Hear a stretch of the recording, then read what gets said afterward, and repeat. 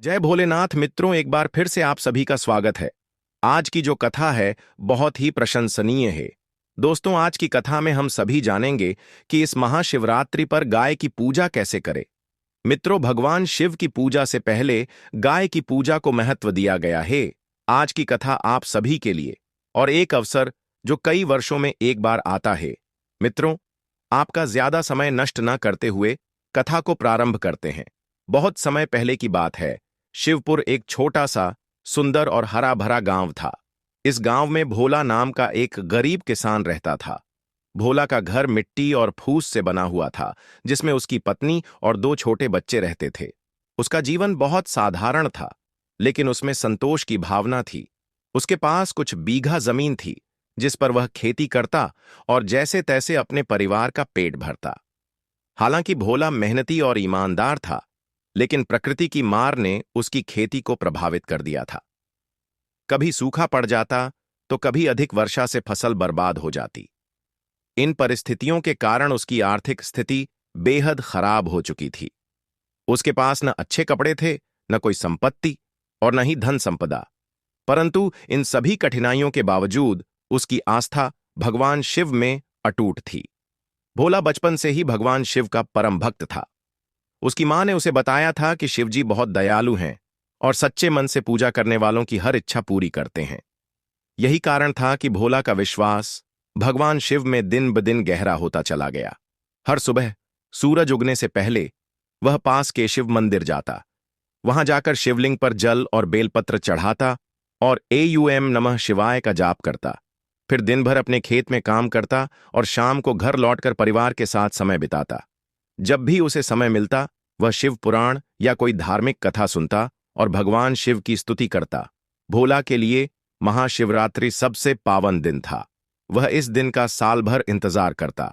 उसकी मां ने उसे बचपन में सिखाया था कि महाशिवरात्रि का व्रत रखने और रात्रि जागरण करने से शिवजी प्रसन्न होते हैं और भक्त की सभी मनोकामनाएं पूरी होती हैं।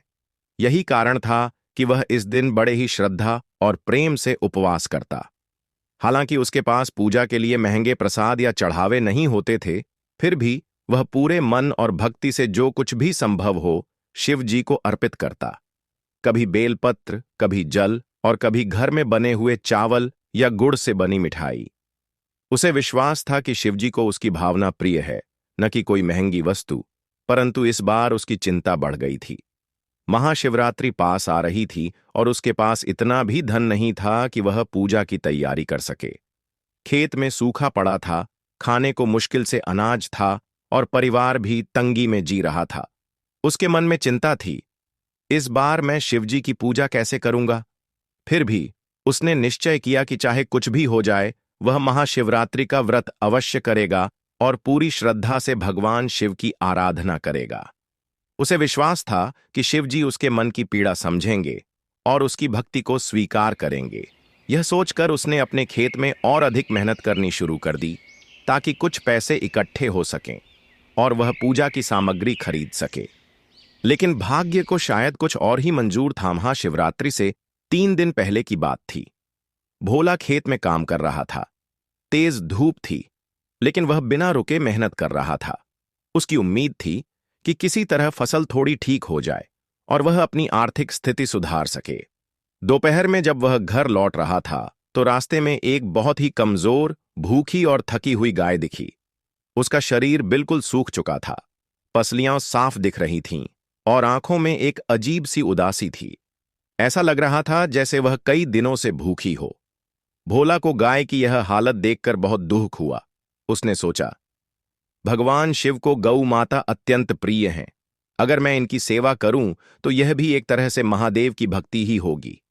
लेकिन समस्या यह थी कि उसके पास खुद के लिए भी बहुत कम भोजन था।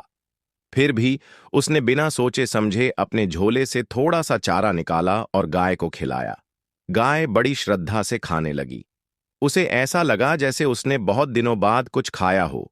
भोला को यह देखकर सुकून मिला, लेकिन साथ ही एक चिंता भी हुई। ये गाय इतनी कमजोर और भूखी है, अगर मैंने इसे रोज चारा न दिया तो यह मर जाएगी। यही सोचकर उसने संकल्प लिया कि अब से वह हर दिन इस गाय को भोजन कराएगा, चाहे खुद को कम खाना पड़े।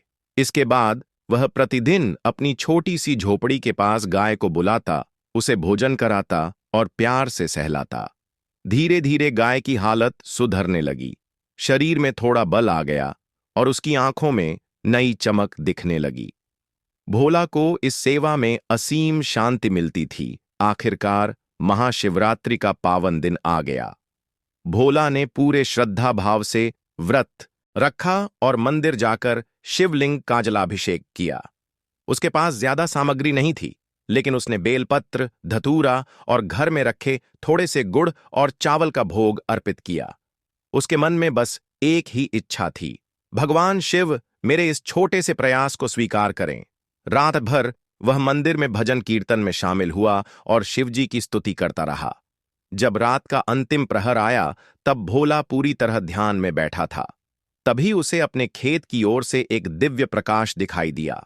वह चौंक गया और घबराते हुए खेत की ओर दौड़ा। वहां पहुंचते ही उसने देखा कि उसके खेत में एक तेजस्वी संत खड़े हैं। उनके शरीर से दिव्य प्रकाश निकल रहा था और उनकी आंखों में अपार करुणा थी।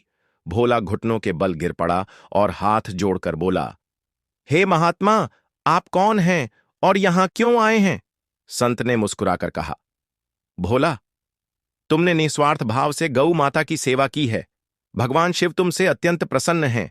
अब तुम्हारे जीवन से सभी कष्ट दूर हो जाएंगे। इतना कहकर संत अंतर्ध्यान हो गए। भोला कुछ देर तक स्तब्ध खड़ा रहा।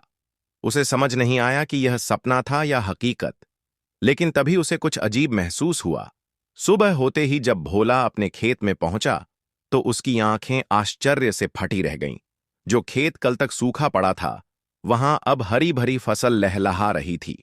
गेहूं की सुनहरी बालियां झूम रही थीं, आम के पेड़ों में फल लगे थे और चारों ओर हरियाली ही हरियाली थी। ये किसी चमत्कार से कम नहीं था। इतना ही नहीं, जब वह अपनी झोपड़ी के पास पहुंचा, तो देखा कि वह गाय अब पहले से अधिक स्वस्थ और तेजस्वी दिख रही थी। उसकी आंखों में अजीब सी चमक थी, मानो वह भोला को कोई आशीर्वाद दे रही हो। गांव के लोग जब यह सब देखने आए, तो वे भी हैरान रह गए। सभी ने कहा, यह तो निश्चित ही भगवान शिव का आशीर्वाद है। अब भोला के जीवन की कठिनाइयां समाप्त हो चुकी थीं। उसकी फसल इतनी अच्छी हुई कि वह गांव के सबसे संपन्न किसानों में गिना जाने लगा। अब उसके पास खाने पीने की कोई कमी नहीं थी और वह खुशहाल जीवन व्यतीत करने लगा। यह कहानी हमें सिखाती है कि गौ सेवा भगवान शिव को प्रसन्न करने का सबसे श्रेष्ठ मार्ग है। जो व्यक्ति निस्वार्थ भाव से गौ माता की सेवा करता है, उस पर भगवान शिव और माता लक्ष्मी दोनों की कृपा बनी रहती है। महाशिवरात्रि का असली अर्थ यही है कि हम केवल उपवास और पूजा ही न करें, बल्कि अपने कर्मों से भी भगवान की भक्ति करें। अगर हम किसी भूखे प्राणी को भोजन कराते हैं, जरूरतमंद की मदद करते हैं या गौ माता की सेवा करते हैं, तो भगवान शिव हमें अपने आशीर्वाद से धन्य कर देते हैं। जय महादेव, जय गौ माता।